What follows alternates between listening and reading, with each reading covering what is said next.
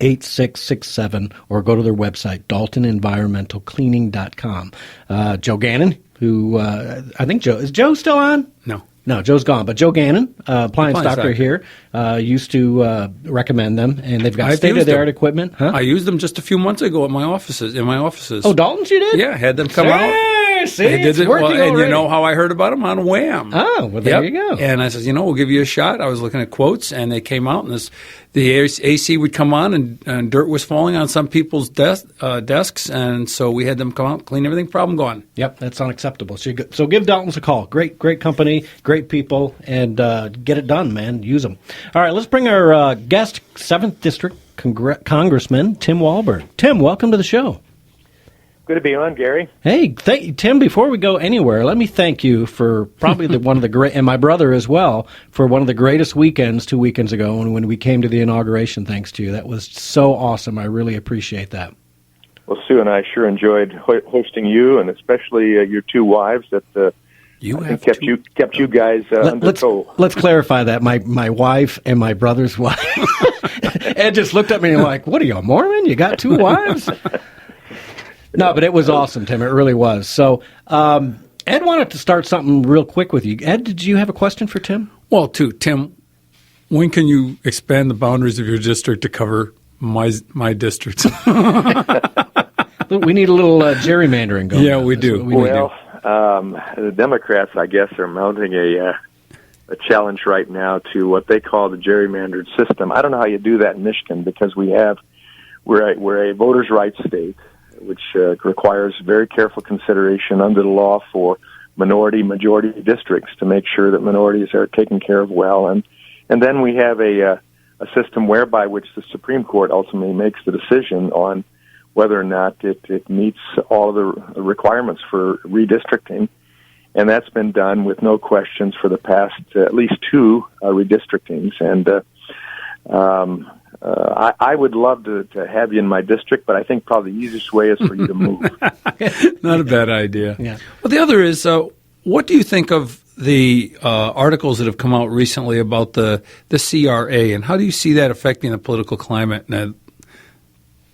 Well, the CRA is something that was given to Congress as a tool by which we can control very recent past, because it's a very fine line as far as the number of days from passage of a rule or regulation that comes from the executive branch of government to the point of time that Congress has to make a decision on looking back at that and rescinding it.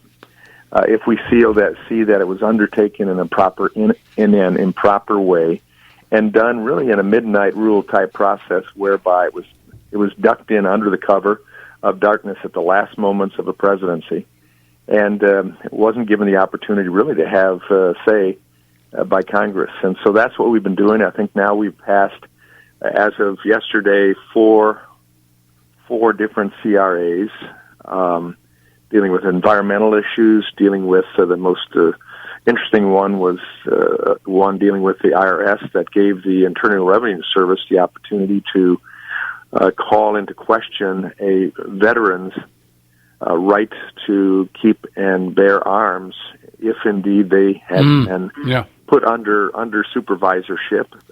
Just because you're old and just because you think it'd be good for my oldest son or daughter to make some financial decisions for me, some care decisions for me. Cashing a check. Doesn't mean you ought to have the right to take away my Second Amendment constitutional rights. So we passed that CRA yesterday, and that will go on to the Senate, all of them. It doesn't take a 60-vote requirement. It simply takes a 51-vote majority to pass this. The Senate, if they do it, then goes to the President, and he signs it. So we have several more coming up next week. I have two of my own that'll deal with some labor issues, and all of these things were rules that were put in just because the President could at the very last part of his administration. We're talking of days and up to hours of his administration going out. So it's the responsibility of the Article I powers of Congress to say yes or no to that, and we are going to say no and step back and let's do it the right way. Yeah. Now, the Kimberly Strassel article said that it goes back 6 months, but then I was listening to another gentleman saying that he thought that if there hadn't been congressional approval, even in the last few years, that if there has been no approval, then those rules or orders could be rescinded by Congress. Am I hearing that right? Well, there'll be some debate on it, but right now we're going to go back as far as we can with the particular rules that we believe are detrimental to either freedom or the expansion of economy in this country. And we certainly have the right to do that. The Senate has the right to oppose it if they choose, and the President has a right to not sign it. But I think we're working out between the two houses and the President those items that we believe all three houses will work it together on and pass. And I can tell you that leadership is looking for as broad a opportunity to look back as possible, but we do have to still look at it in light of understanding that there could be court challenges too. Well, thank you. So, Tim, let's talk about the one big elephant that at least that's what the media wants to make it look like this last week, and that's the executive order, the alleged travel ban. I don't think we really call it a travel ban; it's more the hold, right? What's your take on that? The media seems to be blowing this, in my book, way out of proportion. Well, yeah, of course they will. They are in opposition to this presidency. They will continue to be in opposition, and they'll report what they want. Primarily, they'll report any time Donald Trump makes a misstatement, or any of his administration, or when a court, like what took place yesterday in Washington State, comes out and says this so-called travel ban, this immigration executive order is illegal. That will be defended and fought. And I think in the end, what the president has done, though it may have been rolled out a little sloppy, but when you don't have confirmation of people that would look at this first, like a Secretary of State and Attorney General, the Democrats have been holding that up till this week and are holding up other nominees, that can be a problem. But all he did was say, like Barack Obama did with Iraq a couple of years ago, that there will be a hold put on until we have the assurance that our vetting procedures are capable of protecting United States citizens from terrorists using immigration or refugee policy to come into this country. Didn't Jimmy Carter? Oh, I'm sorry. Didn't Jimmy Carter do something similar? Jimmy Carter did something similar as well. Many presidents have done it for protection of the country.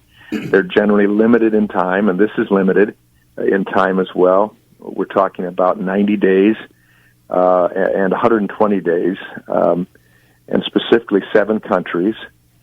And it's not a religious ban because the largest Muslim countries, Indonesia and India, we're not banning them from traveling in. We're looking at countries where terrorists have come from, and terrorists are still being trained, and terrorists are being given assets and the ability to commit their war on freedom and promote the war of terror. So that's all it was doing. We have the words of Comey and other top defense, homeland security, and intelligence officials that spoke to us, all members of Congress, both sides, both parties. This was about 6 months ago when we initiated a ban on any further refugees coming in from Syria at the time. When under direct questioning, all of those officials, including Comey, the FBI, said, no, we cannot give assurance that our vetting process will meet the requirements to protect United States citizens. And so we put through a resolution at that time calling for a complete halt until the three FBI, Homeland Security, and CIA could give us an assurance themselves that they would sign that a vetting process is in place that would meet the needs of making sure that not 100%, but almost 100% fail-safe, we could vet terrorists from coming in. They couldn't do that. That was submitted, and then ultimately courts threw that out. And so we've been in the situation we are right now. And I'm glad this president stepped up to the plate and did what he did. And I think ultimately The one court in Washington will be overthrown. The Boston court upheld the travel ban and took the injunction off. And so it's going to be a legal thing back and forth. But first and foremost, we're to protect the citizens of this country. And then we can say what we'd love to say: give us your tired, your poor, your huddled masses yearning to be free. And that's crucial, that they yearn to be free in a country that's called America, and they love America, and they want to be Americans, and they want to live like Americans, and they want to honor the laws and the Constitution that we have here as well. Yeah, I'm looking at U.S. Customs and Border Protection data here, Tim, and it's saying since that executive order was issued, 940 people. That's it. 940 people with visas from 7 countries were affected by the order. And then there was another 1,600 waivers were already granted for legal permanent residents, which is kind of making up for that issue that people had with being right. the green card holders. And then the 81 visa holders were also granted waivers. So you're talking. I mean, let's be honest. Since 2001, how many billions of flights and millions of Americans have been affected by this? You know, on a normal day, probably thousands of people are inconvenienced just due to the airlines losing luggage or TSA doing the procedures that they do. And yet the media and the left want to blow this up like, oh, God forbid, he's ruining our country. It drives me insane. Yeah, of course, again, it's a pushback against what the people decided in this election, and they went against all parties on the other side, progressive liberals, that just thought that it would be impossible for a guy like Donald Trump to be elected. But they misread, as a lot of politicians, myself included. I'll admit that, right from the get-go, during the early stages of the campaign process, I didn't have one belief that Donald Trump would ultimately be our candidate, let alone president. But as time went on, began to see what he was saying and what the people were hearing, who wanted America returned to their control again and wanted to be listened to again and wanted the freedom in America that we thought we had under the Constitution to be reasserted. Donald Trump was elected, except for New York City and Los Angeles and places like that. It was overwhelmingly the will of the American people that this man be our president, and he's doing exactly what he said he would do. And if you look at that executive order and others he's done, they are simply doing what he said he would do, and what normally would be considered part and parcel of being a president who took an oath of office with his hand upraised and the other on a Bible, saying, "I will defend this country against all enemies, foreign and domestic." And so we'll see how it wears out here, but I think in the end, his resolve and the resolve of the majorities in Congress will uphold it, and America will get back to being what it is supposed to be, and legal immigrants and refugees will find care in various ways in this country, and Americans will feel much more safe. Yeah, and luckily, Tim, we're seeing articles about UAE and some other Muslim countries that are saying, you know, we're fine with that. You're doing what makes sense, and they've been doing it anyways, right? Because correct me if I'm wrong, UAE, Qatar, and Saudi Arabia still haven't taken any refugees, have they? That's correct. That's correct. But I mean, if other Muslim countries that are right there, majority, more than it's unanimous, because you're not allowed to be Jewish or Christian and worship like that in those countries.